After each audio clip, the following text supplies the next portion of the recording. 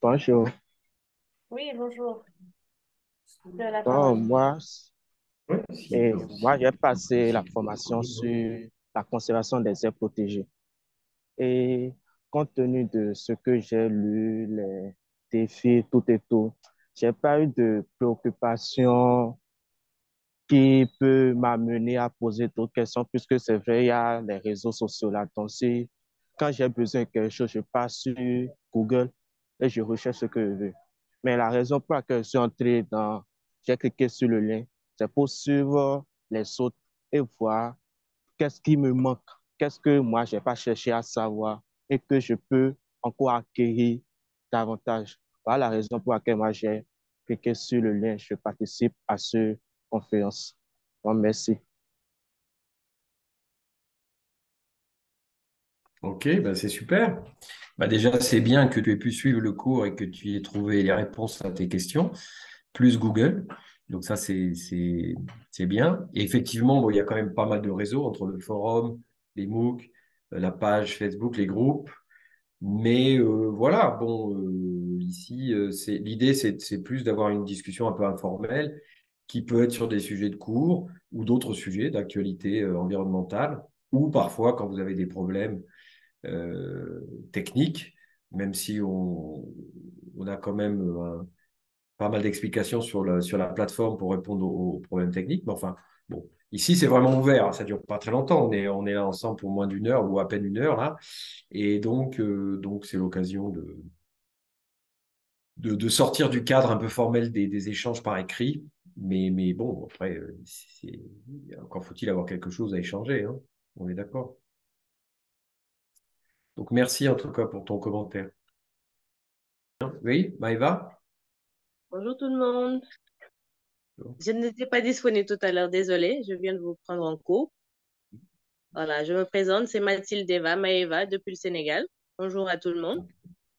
Pas de questions en particulier, c'était juste de tâter le pouls et de voir un peu les difficultés et autres expériences par rapport au MOOC. Parce qu'à la base, moi, je me suis connectée, enfin, je me suis inscrite précédemment au développement durable. Et c'est en faisant les différents modules que j'ai eu celui du MOOC. J'ai cliqué sur le lien et cela m'intéressait, pas particulièrement professionnellement, mais par rapport à l'environnement de manière générale. Comme ici au Sénégal, on a souvent comment ça s'appelle, des réserves. Donc, c'était de voir le fonctionnement, comment ça se passait à l'intérieur. Donc, c'est une belle expérience pour moi. Je n'ai pas encore eu le temps de commencer les cours parce que j'étais sur le développement durable.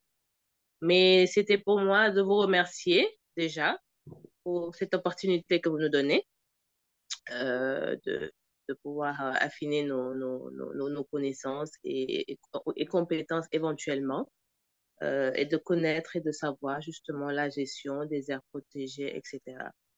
Donc, pour moi, c'était juste ça. Euh, pour le moment, pas de questions. Peut-être au niveau des autres webinaires, parce qu'on a tout le temps, hein, vous avez laissé largement le temps quand même Oui, jusqu'en juin. C'est oui, assez oui. souple. C'est assez souple Mhm. quand même. Donc, je pense Ouais. que d'ici là, d'ici le prochain webinaire, quand même, je pense que vous aurez plus de participation, plus de questions.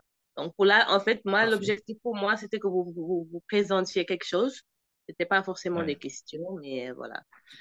Bon, alors ça arrive, hein, ça arrive. On fait parfois D'abord, merci pour tes commentaires et tes remerciements, c'est sympa. Et merci aussi pour l'info de développement durable vers nous, parce que souvent c'est un peu l'inverse, parce qu'on a quand même beaucoup d'inscrits. On a eu plus de 100 000. Donc, souvent, c'est un peu dans l'autre sens, mais tant mieux si ça fonctionne dans ce sens-là. Donc, on est partenaire avec l'IFDD, hein, qui a développé ce MOOC sur le développement durable. C'est pas nous.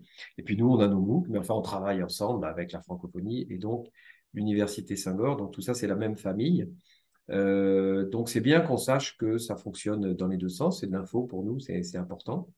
Alors oui, il y aura d'autres webinaires, donc pas de souci. Comme tu dis, les cours sont ouverts jusque juin, donc tu as tout ton temps.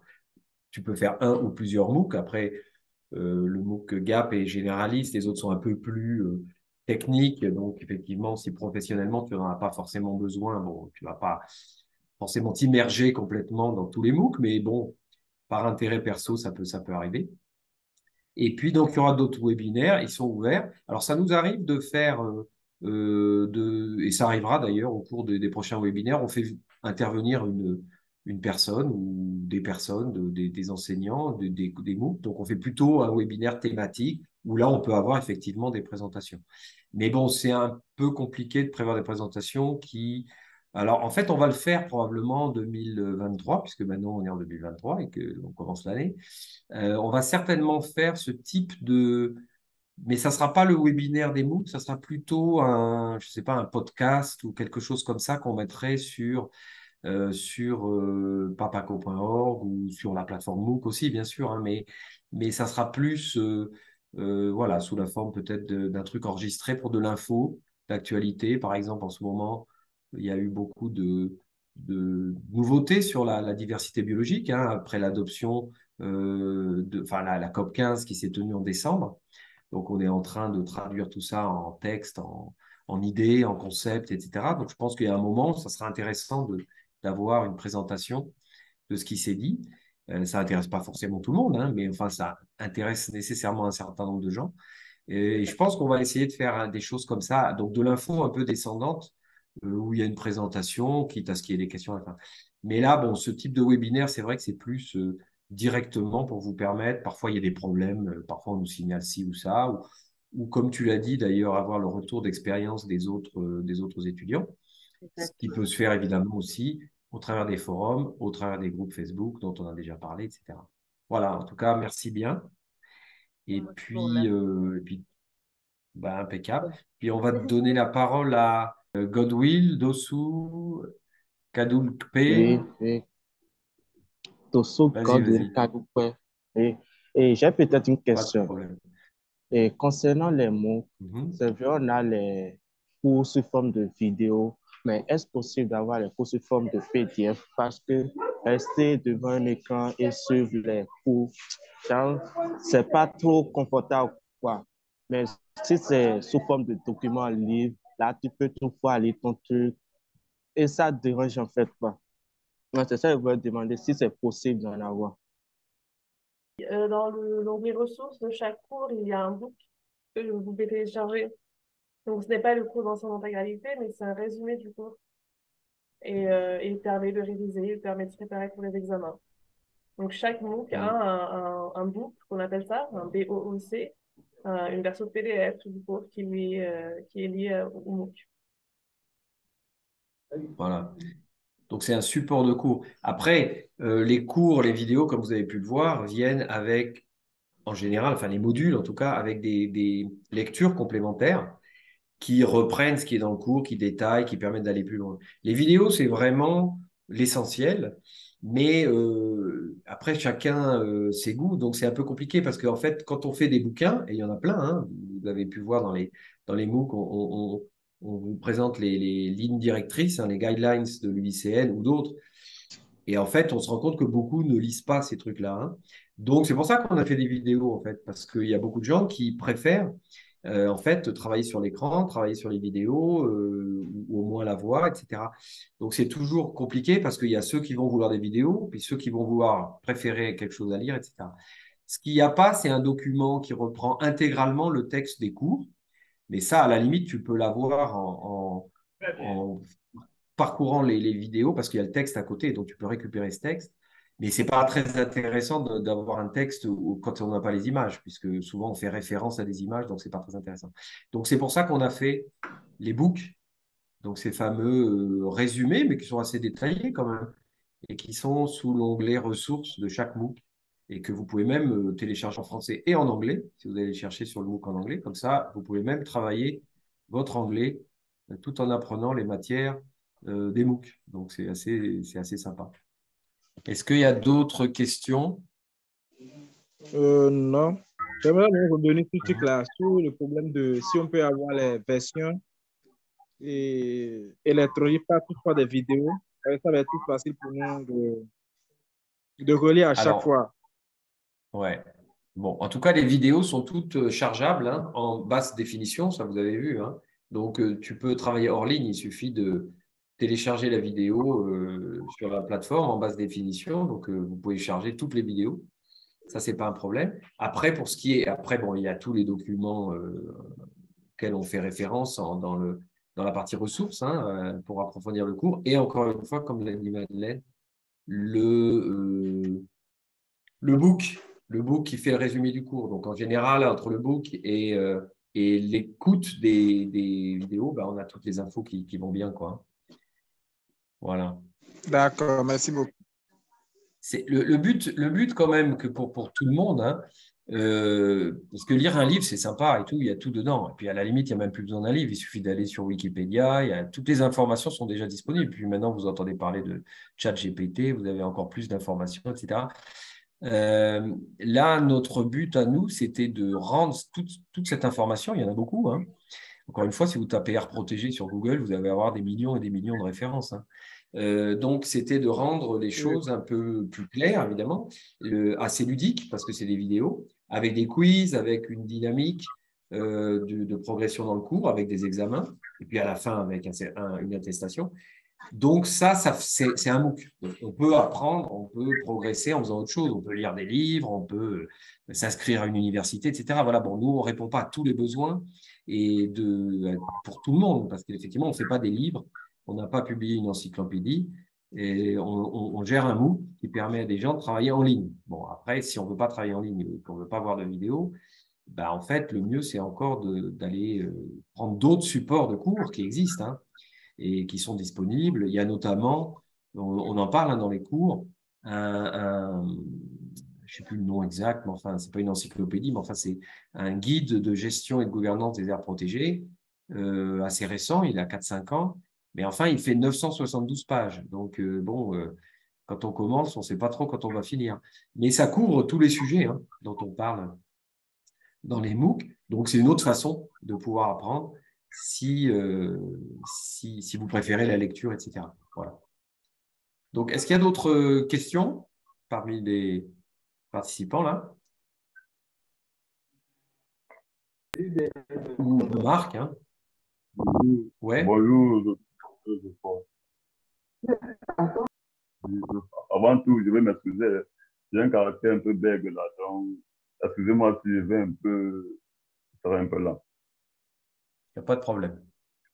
Ok, bon, en fait, je suis ingénieur de conception en gestion des écosystèmes aquatiques. Bon, là, je m'intéresse à vos mots depuis peut-être 1 an de cela. Bon, j'aimerais savoir si les thématiques seront toujours les mêmes, si à un moment donné, on va changer les thématiques. Je ne sais pas pour attaquer d'autres horizons.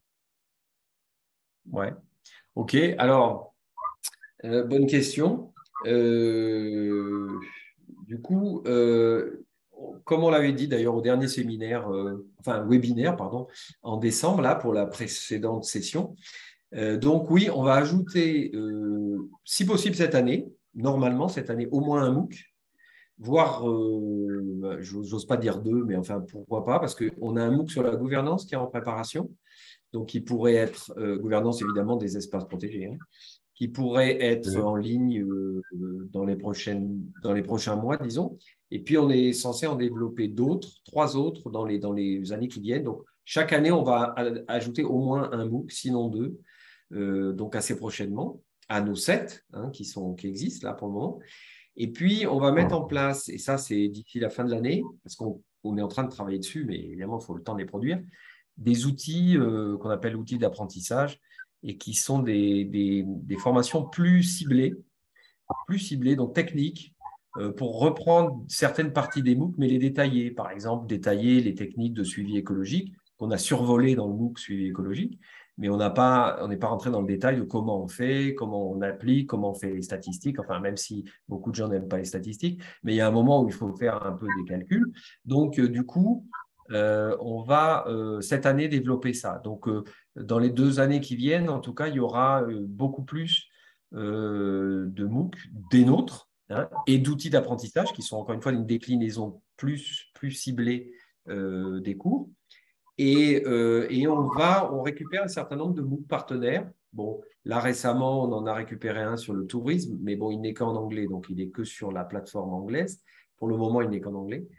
Et on a, vous avez pu voir si vous vous connectez, je ne suis pas sûr que ce soit accessible à tout le monde pour le moment, mais on a un MOOC sur les oiseaux d'eau qui est en train d'être chargé, qui n'est pas encore ouvert aux étudiants, mais qui est bel et bien là, hein, qui existe et qui sera bientôt ouvert. Il est très focalisé puisque c'est les oiseaux d'eau, mais enfin bon, c'est un sujet passionnant, hein, pour ceux que ça intéresse évidemment. Voilà, donc oui, l'offre va s'étoffer avec des MOOC à nous et puis avec des MOOC partenaires petit à petit. D'accord, merci bien. Bon, j'avoue aussi un autre souci.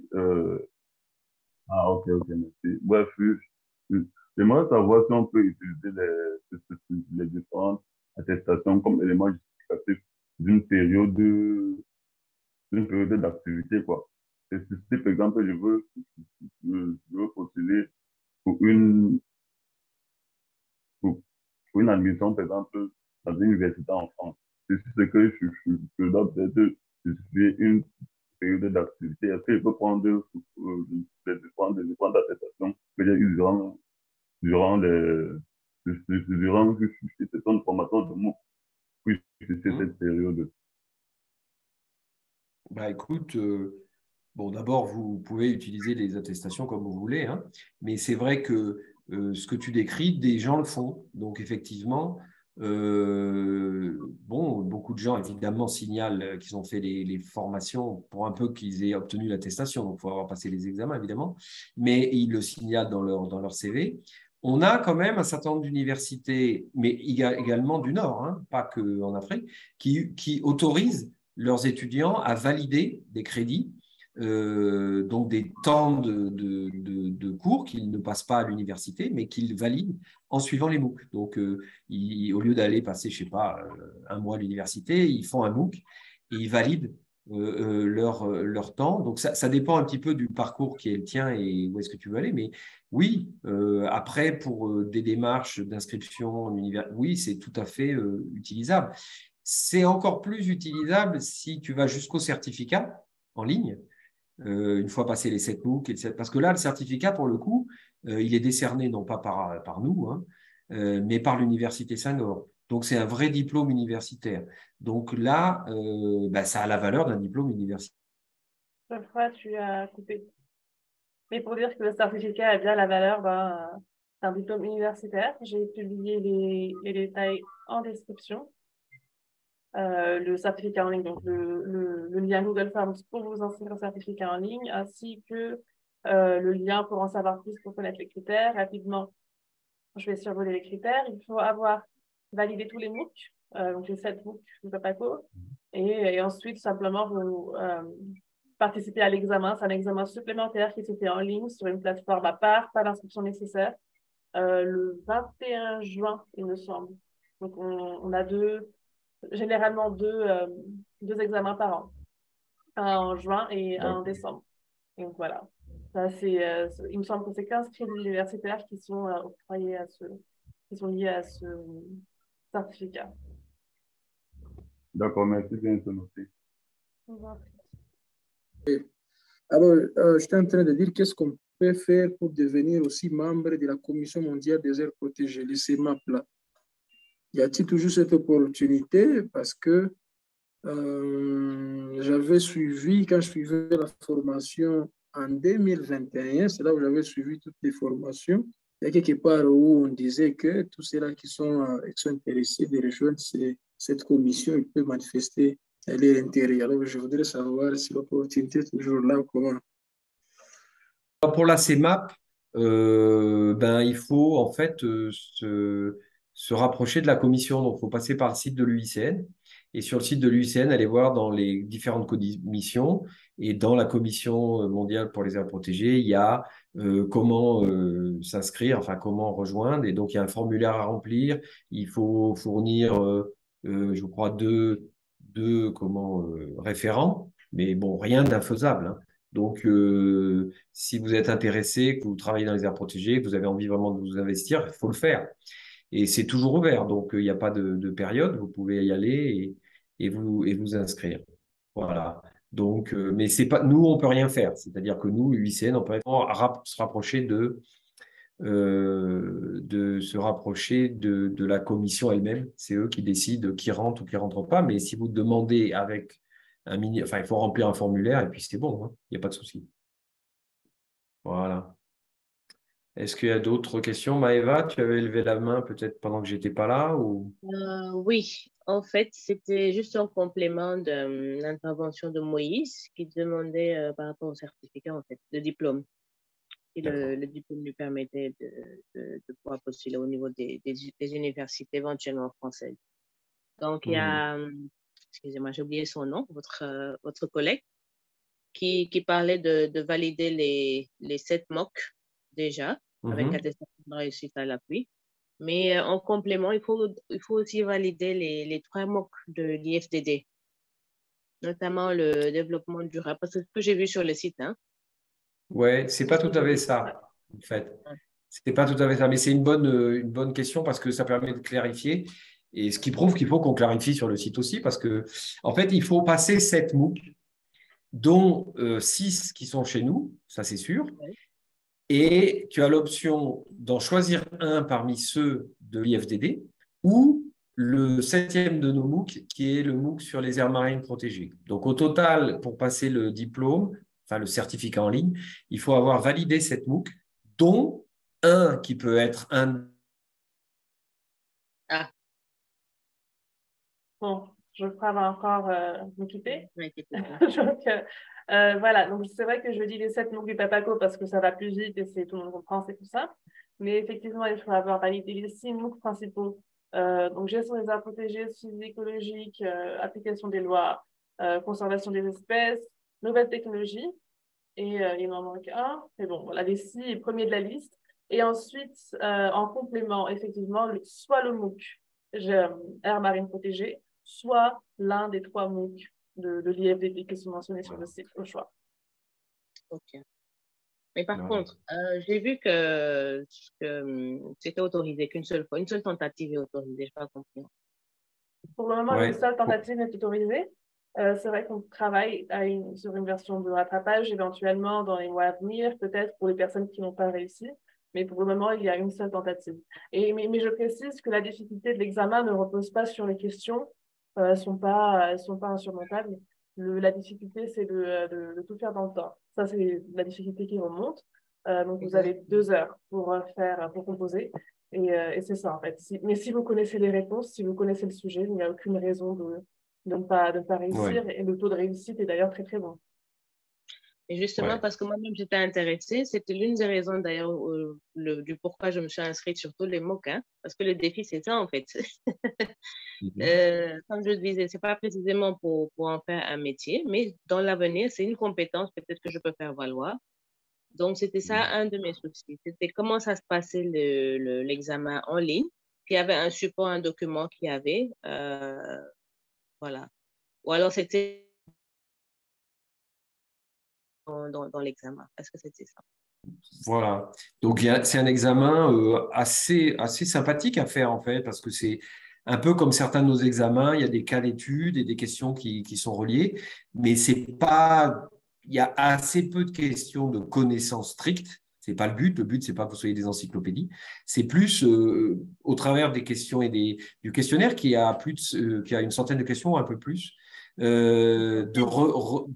oui, mais il y a 2 heures pour le faire, hein. Après, beaucoup, c'est des QCM, hein. Beaucoup, c'est juste oui, non, vrai, faux. Enfin, donc, si on connaît, encore une fois, comme l'a dit Madeleine, si on a fait le cours et qu'on a compris, il n'y a aucun problème, hein. Il y a quelques questions un peu plus techniques, mais sur les 100 questions, il y en a 80 qui sont totalement accessibles pour quelqu'un. Alors, pourquoi est-ce qu'on ne peut pas le repasser pour le moment? Parce qu'il faudrait qu'on ait plusieurs versions de l'examen. Parce qu'évidemment, sinon, on va avoir quelqu'un qui va récupérer les questions et puis revenir passer l'examen. Et en ligne, on ne peut pas se permettre ça.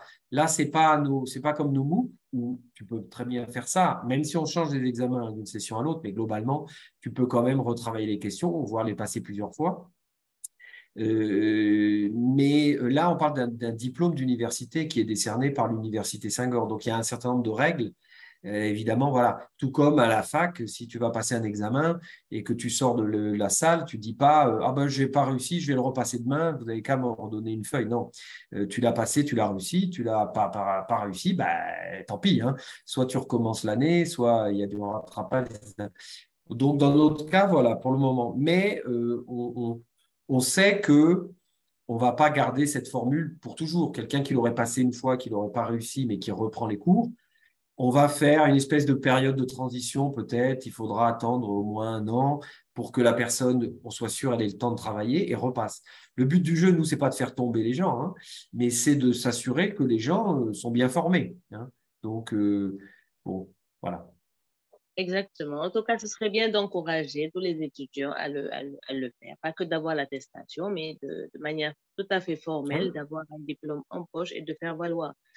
Parce que c'est un atout. Et Mm. vous également, je ne sais pas, c'est dans le long terme tout ça ou c'est dans le court terme de pouvoir donner l'opportunité de refaire l'examen ou c'est comment?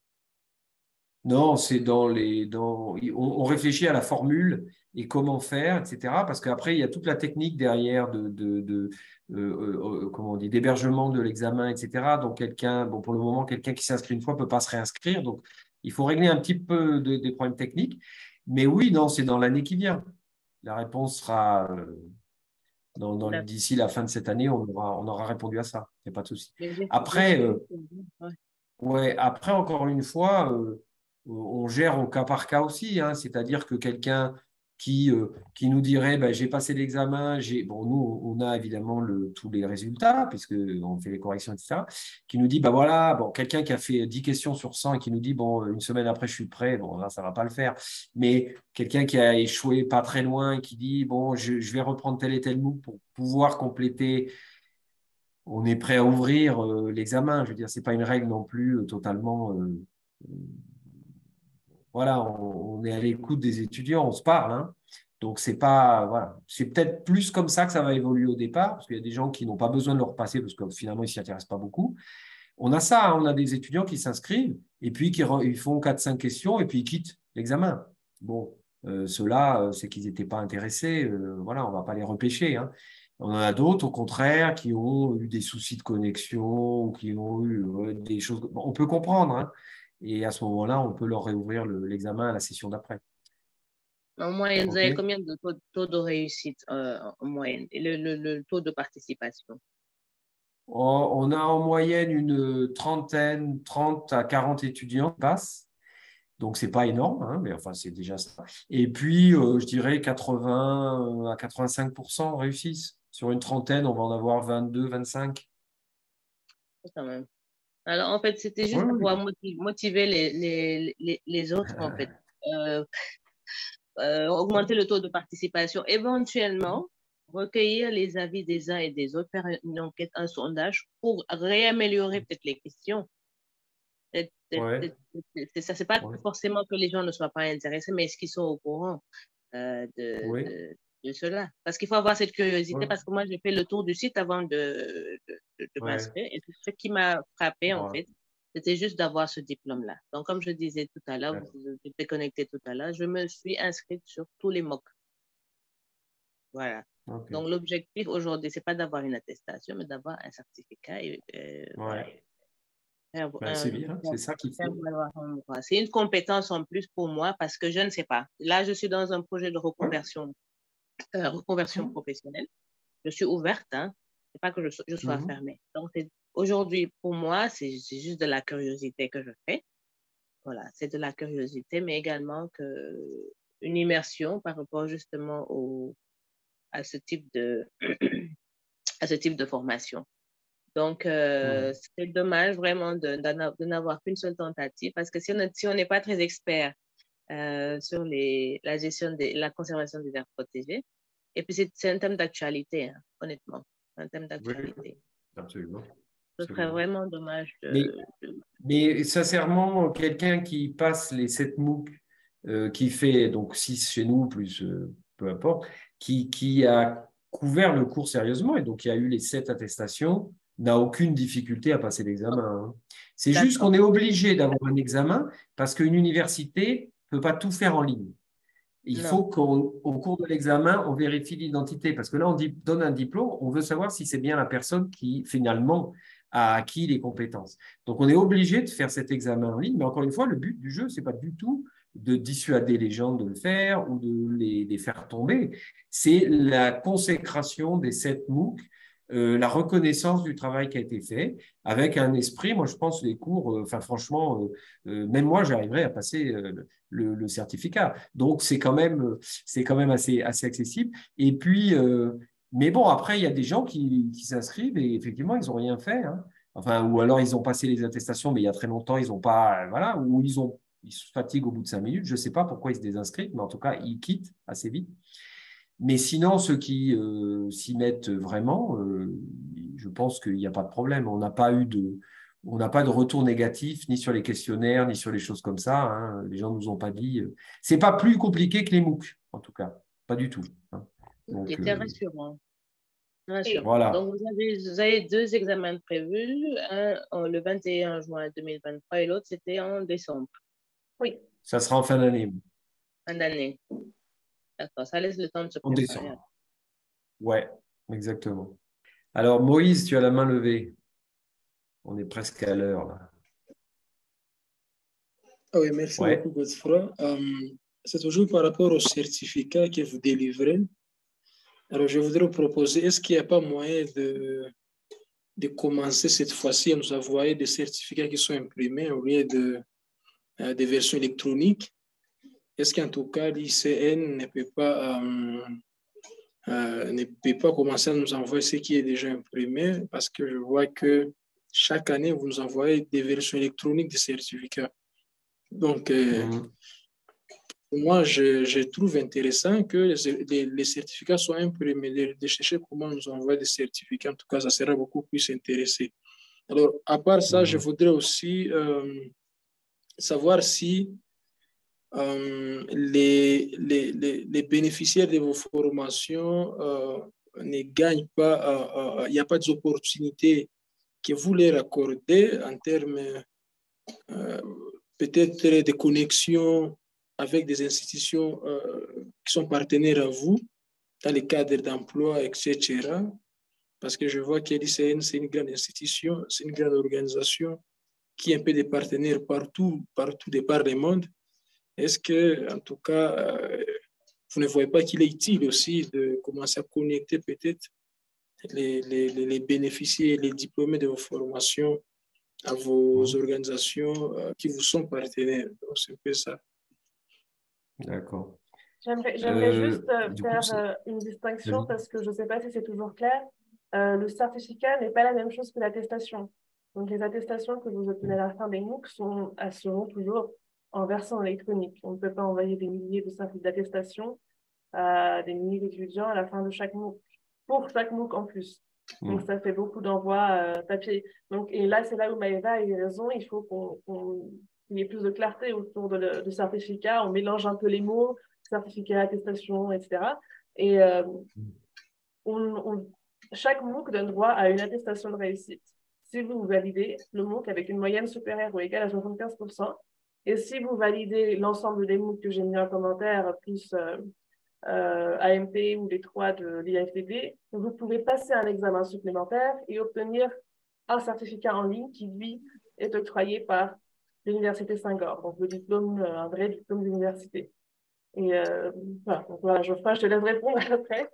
Surtout pour Non, mais C'est de ça que je parle. du certificat. c'est du certificat. Mais est-ce que tu ne l'as pas passé, le certificat? Oui, oui. Tu l'as passé? J'ai passé l'examen en 2020. Oui, oui, en 2020. Et j'avais réussi ça. On m'avait envoyé une version électronique, malheureusement. D'accord, ok.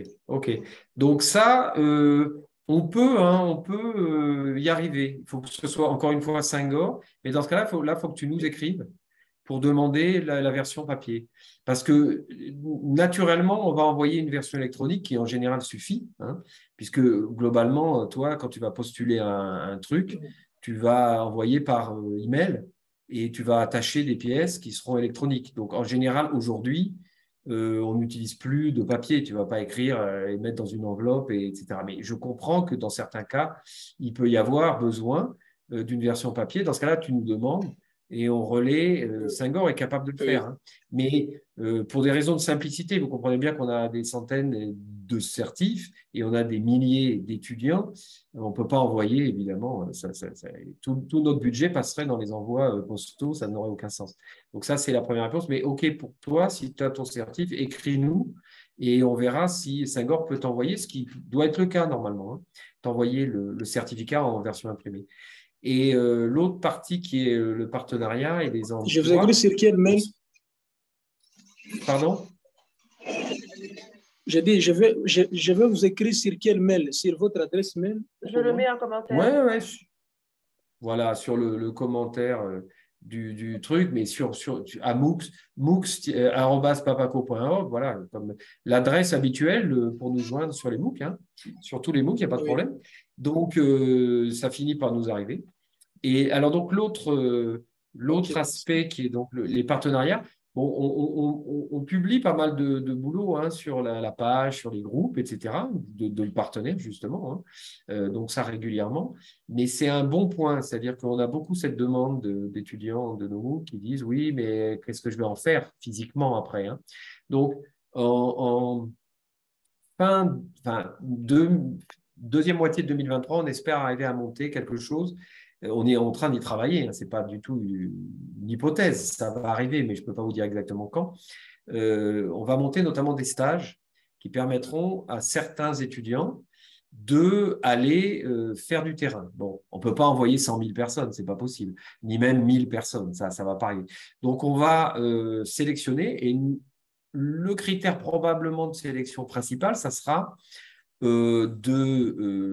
d'avoir passé le certificat, justement, puisque là, pour le coup, comme je vous ai dit, on a à peu près 140 étudiants qui ont passé le certificat depuis qu'on l'a lancé il y a 2 ans, donc ce n'est pas beaucoup.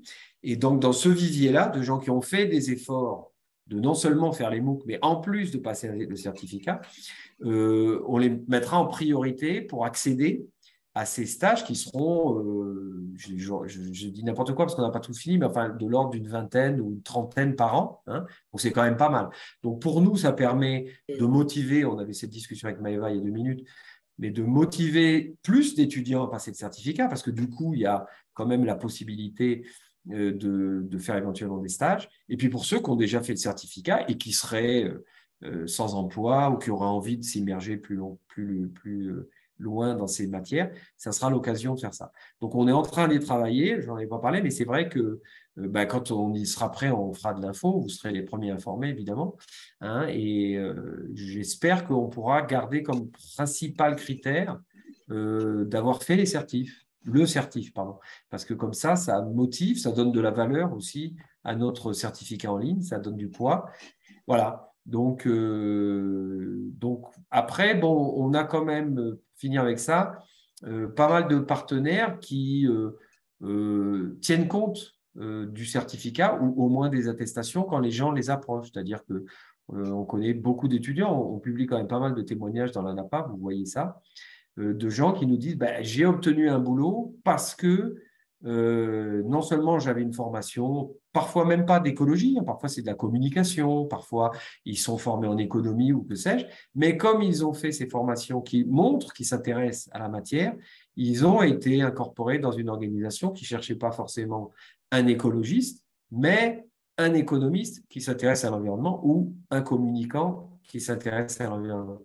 Donc, je reprends ce que disait Maëva tout à l'heure, c'est vraiment, on a beaucoup, c'est une formation professionnelle hein, quand même, les MOOC, c'est pas pour les enfants, c'est pas à l'école, c'est vraiment une formation professionnalisante. Et donc, notre public, c'est beaucoup de gens, pour reprendre ce que disait aussi Maëva, qui se reconvertissent hein, et qui ont besoin, par exemple, de se donner une coloration verte, en tout cas, qui ont besoin de montrer qu'ils s'intéressent à l'environnement, et ce n'est pas juste une déclaration lors d'un entretien. C'est je m'intéresse, je me suis formé, j'ai fait l'effort, donc je peux vous intéresser. Donc voilà, il y a plein de façons de valoriser cet effort, parce que c'est un effort évidemment pour vous, hein, mais voilà. Voilà, je pense qu'on a fait une bonne heure là. Hein. Je suis désolé parce que j'étais un peu coupé, mais bon, c'est les aléas de la connexion. Hein. Mais finalement, ça ne marche pas si mal. Je propose qu'on s'arrête là. De toute façon, c'est enregistré. Donc, si vous avez des gens autour de vous qui disent ah ben j'ai pas pu, enfin, ça n'a pas forcément un grand intérêt si on n'est pas intéressé par les questions qui ont été posées.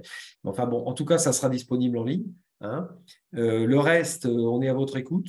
Les MOOC sont ouverts, les forums sont ouverts. N'hésitez pas à communiquer entre vous, évidemment, et puis avec nous, hein, on est toujours intéressés. Bon, ça marche plutôt pas mal, hein. Il y a Facebook, alors bon, c'est surtout Madeleine qui s'occupe de tous les réseaux sociaux, donc elle est beaucoup plus agile que moi sur ça. Mais il y a Twitter, il y a LinkedIn, il y a Instagram, il y a Facebook essentiellement, il y a les groupes Facebook où on a quand même, je vais dire une bêtise, mais 12 000 ou 13 000 personnes qui sont connectées, qui peuvent échanger. Donc c'est bien, hein, c'est une belle communauté.